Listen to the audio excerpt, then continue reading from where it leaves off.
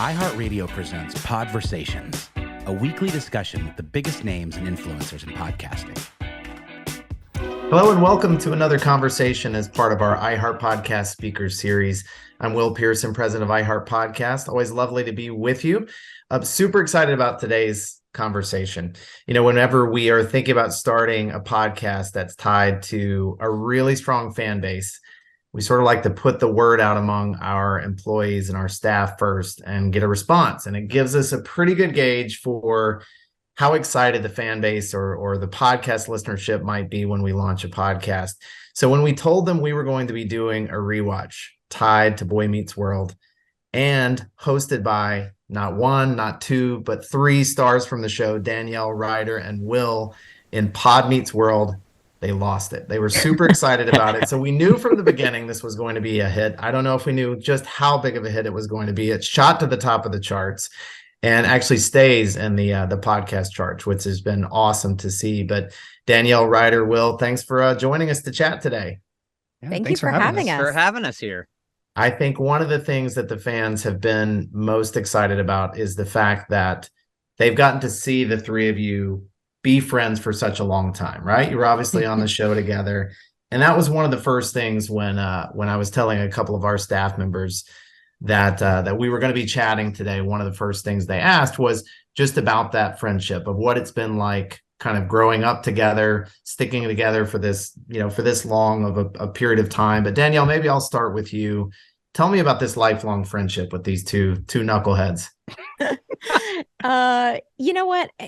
The friendship we have is unlike any other friendship in my life for many reasons. For one thing, it's such a truly like small percentage of people who are child actors, who understand what it feels like to be a child actor. And then add on top of that, the even smaller percentage of people who went through all the same experiences you do, the same crew changeovers, the same cast changeovers, who was in charge of you, like all of that stuff. And you get like, these two, you get the three of us sitting right here. And, we've known each other now for almost 30 years. And of course, during those 30 years, there have been times where we have not spoken for a year or two. Maybe it's only been a text here or there, but it's been a friendship and a relationship that no matter what's going on in our lives, when we do get the opportunity to connect again, it's as if no time has passed at all. And so starting the conventions and then starting the podcast has brought us together in a way I didn't know we could ever really be this close, to be honest. I was just going to say, like, I think, as long we've definitely been friends lifelong, but I think this particular like stage of friendship has only been possible since we all got older. Yeah. Like when we hit our late 30s and started doing conventions, it suddenly felt like, I don't know, like Will and I went through a period where we didn't really work together, and we had worked together on stuff before. And I remember at one point saying to him in my mid-20s, I was like, well, I just need to work with somebody who I didn't do Boy Meets World with, and it was like I needed to like assert myself as like a public identity without Boy Meets World. And like, that was part of my journey, whereas now I like, but I really like working with Will. I just want to work with Will. Like, so why you just do it, and like, I'm over that part of my brain of like needing to distance myself from this part of my life. And instead I just enjoy their friendship. And really the podcast came out of that. I think in like 2019 when we started doing conventions together, and we just were like, oh my God, we love each other so much. And I think this is kind of funny. Like, I think that when we talk about these memories, I think other people might listen. And so that, I feel like the reconnection and the reestablishment of our friendship happened first. And then the podcast kind of came out of that naturally. And now it just keeps feeding itself. Cause I don't like them. Yes, that's clear. Is kind of what it's come down to. This is not real. And no, this is, I don't have a whole lot of friends in my life. I never have. I've just never been that person. And my dad used to always say to me as a kid, if you can get through life with one or two very close friends, you're doing well. And this relationship with the two of them has had it just keeps growing. That's the thing that I'm really amazed about, is it just keeps growing, getting stronger. We're still learning each other after 30 years because every year in your life, every day in your life, you're a different person. And so to kind of change with people that have seen you at your best, have seen you at your worst, have seen you raw and vulnerable, have seen you, put up fake facade. There's a vulnerability that I have with the two of them that I have with almost nobody else in my life.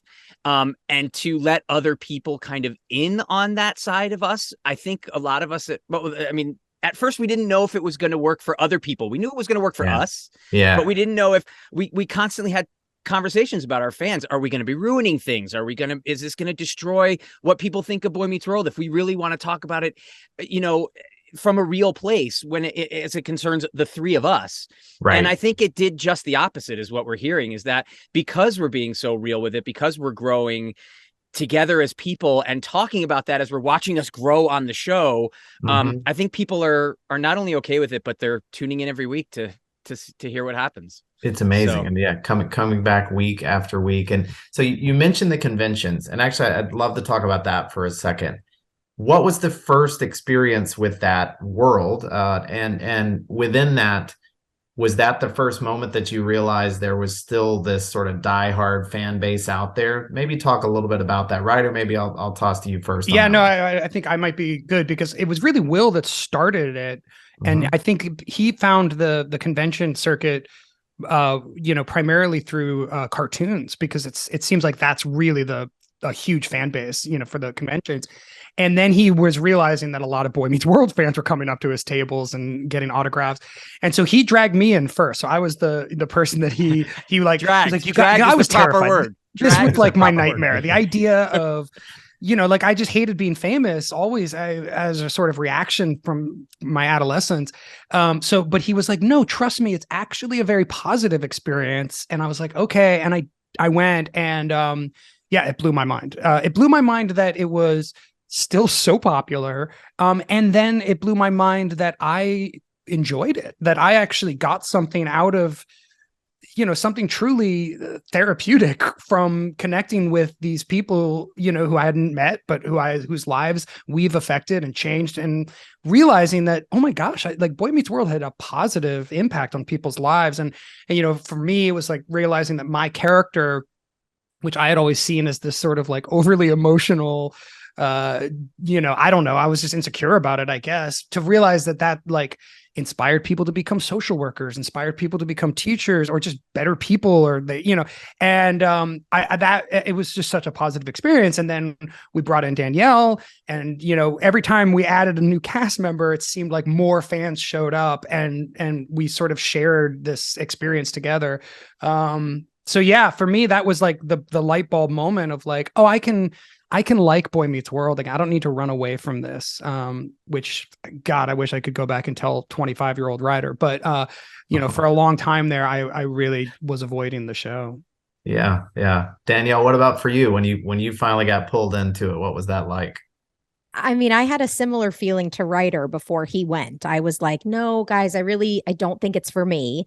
And what really convinced me to do it was honestly just, well, how bad could a weekend with Ryder and Will be? Right. It was like, even if I don't enjoy the convention aspect, I'm going to get to be with the two of them. We're going to get to have dinners after. How bad can that be? I might as well try it. And then my reaction and my experience was very similar to what Ryder said. It was actually extremely emotional, and being able to hear those stories face to face. There were people say to me, let me tell you about what your character meant to me and how she impacted my life and how it's affected the way I raise my children, or how it's the way it's affected my relationships with people, and how you made me feel okay about myself as a young, quirky or weird or eccentric girl. And I was like, wow, I didn't know, one, that it was that impactful, and two, that it was going to have such an impact on me. And now I do the conventions for myself almost more than I do them for fans. That's great. I think that's fantastic. And I guess a couple of you, Ryder and Danielle, you both use the word emotional. And while this podcast is obviously a celebration of the show, it has been quite an emotional experience as you've gone through this together. Will, maybe I'll toss to you on this one. What do you feel like has been most impactful about doing the podcast together? There's been so much, frankly. I think it's just the thing anything podcast, television show, you have a symbiotic relationship with your audience, and the audience for Boy Meets World and the audience for Pod Meets World, I think what they're they're responding to is the fact that we're being genuine.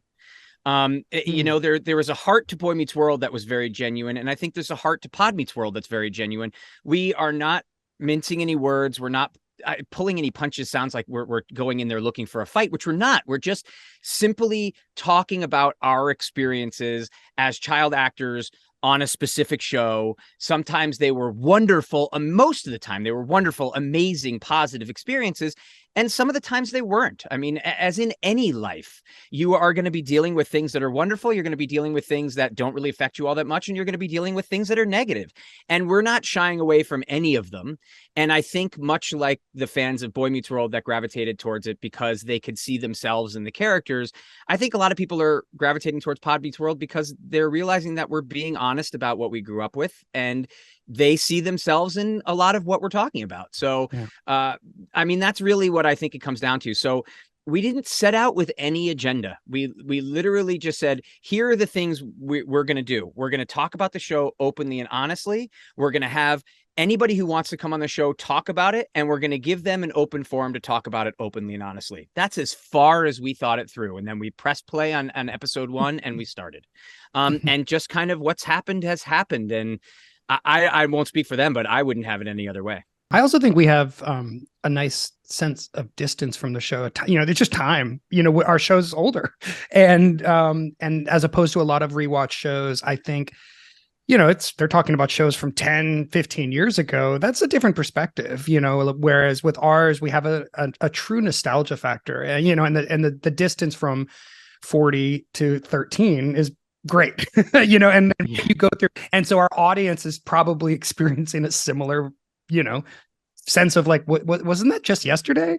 You know, so that I think that the age, we're kind of in that sweet spot. It's like we're feeling mature enough and stable enough in our own lives to be able to talk about this other period of our lives. And I think our audience is in the same place. So it's as opposed to other rewatch shows, I think that distance is really cool, like that 30-year gap.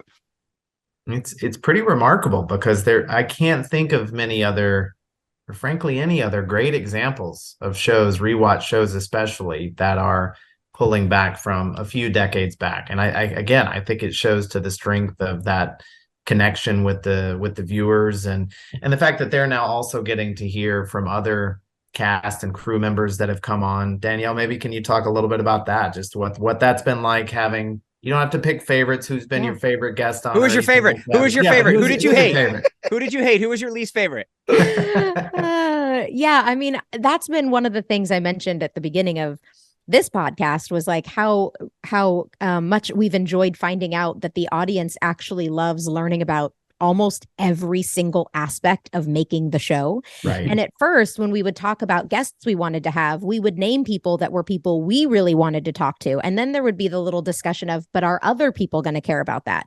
And like Will said, we eventually got to a point where we were like, you know what? Who cares? Let's bring them on anyway. If people don't like it, they don't have to listen to that one. But we want to talk to them. We want to have it on. And what's been really enjoyable is that people are like, yes, we care about that person. Yes, we care about that person. They pretty much care about everybody we care about.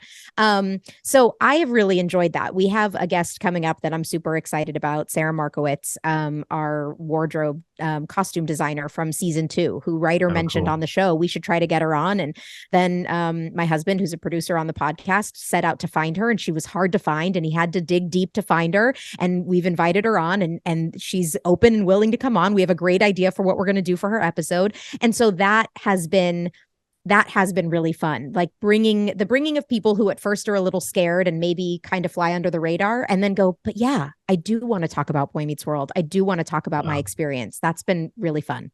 Yeah, that's so cool. What is she up to now? I don't know spoilers, but what is she? She's still in the industry? She's still in the industry. She's still working. She's actually currently looking for some sitcom work, which it makes me happy because I direct sitcoms. So I'm going to be trying to figure out a great spot to put her so that hopefully I could work with her again. But I mean, she was the costume designer for Twin Peaks. Like her work is in like museums. So she's incredible. I think she did Bill and Ted's. Didn't she do Bill and Ted? She did Bill and Ted's. Oh, that's huge. That's insane. Yeah. No, she has an incredible career. And one of the things we're going to do for her episode is have her come on, and we've picked some of our favorite and not so favorite looks from season 2, and we're going to have her break them down for us. Yeah, that's so cool. Well, I won't ask any other questions because everybody should tune in for it on that one. So we've been talking about the fact that this was, a few decades back, and you're now having to go back and watch this. I know so many people that star in shows maybe never really watched it the first time around, maybe some episodes, but what has it been like to go to look back and actually watch your very young selves on camera? What's that been like? I think the answer is complicated because we just entered season 2 and it's changed a lot. Season 1, it was very much like, oh, we're like little kids. Aren't we cute? And it was just a cute kids show. And like, I was not self-conscious about talking, watching my own performance. Now we're in season 2 and I'm hitting that awkward 14 through whatever 25 stage that I was in.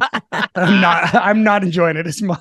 Just personally, I'm like, oh God, because I never watched the show, and I think I never watched the show because I always felt awkward about seeing myself. And now, but I got to stop talking about it because I know it's just boring to our listeners if I'm always like, I look so awful. I think that's part of the charm of it, though, right? Everybody lives through that phase. What about for you, Will? So Danielle and I know Ryder likes it too, but one of our favorite movies of all time, and it didn't really hit me until Danielle talked about it on the podcast, was Defending Your Life, where you sit in a chair and you watch snippets of your life from the time you were growing up. And I realized that's what we were doing. So it was very odd. As Ryder said, he hadn't seen the show. Danielle and I hadn't seen it since it was on. And there's times where I have a very good memory, and there's times I don't remember anything that's happening on the screen. It's just they started to blend after 7 years. You do 158 episodes, and you don't remember the intricacies of every single one. So it's like watching it for the first time. And as Ryder said, as anybody who would sit in a chair and watch their childhood growing up on a screen, there's parts of it that are great, parts of it that are horrifying, and everything in between. So it has certainly been a journey. But again, the thing that I fall back on is that I get to go through it with Ryder and Danielle, which certainly makes it a heck of a lot easier than having to sit there and do it by yourself, which I think would be torturous.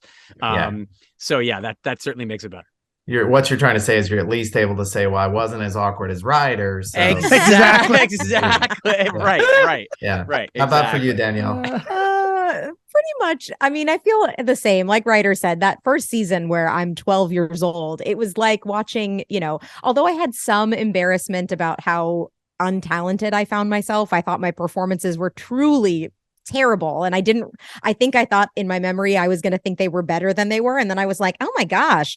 I mean, the relationship's cute and like the dynamic is cute, but boy, you really had no idea what you were doing. And I think that kind of surprised me because I think I thought I was better in my mind.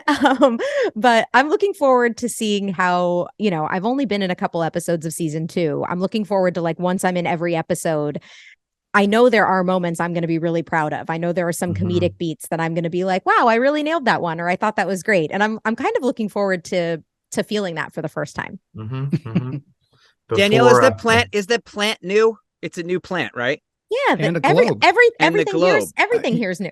Okay, that's what I thought. You're going with the teal motif. I like it. I did too. Yeah, I think it's more like a mint, maybe. Is it a mint? Okay. Yeah, it's a bit of I a like mint. it. Definitely. Actually, we've learned you're an expert on colors, Will, because That's before we got started, Ryder and I realized we have the exact same color blue door. We both thought we had uniquely colored doors. Yep. But not only that, but Will, you knew the name of this color, which I found.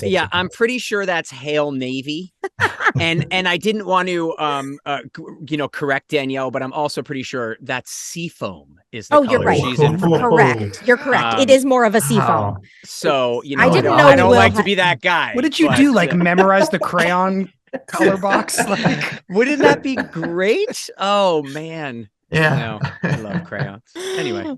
Well, I think this touches on right here the charm that you guys bring to the show. We always know the other part when we start any show, but especially a rewatch, especially something that taps into that need for nostalgia, is the host, the talent really have to have a genuine relationship. And you can spot that really quickly when they don't. And I know you guys know that, but from the very beginning, your brilliant producers, Amy and Danielle, just kept talking about that fact, like what this connection feels like among the three of you.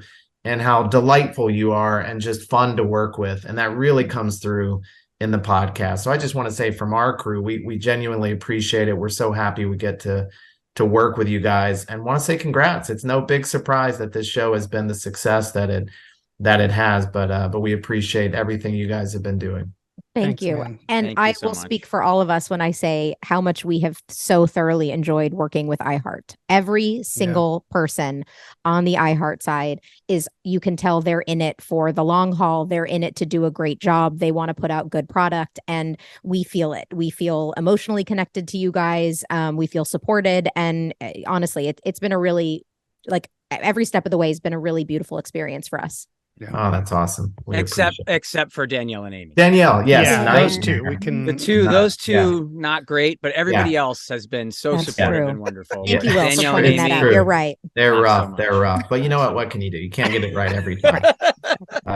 Well, thank you guys so much. And for everybody out there, if you have not checked it out, Pod Meets World, brilliant podcast, so much fun. We'll always leave you with a smile, maybe a tear here or there, but it's a great podcast. Hope you'll check it out. But thanks again, guys, and hope we see everybody again here next week.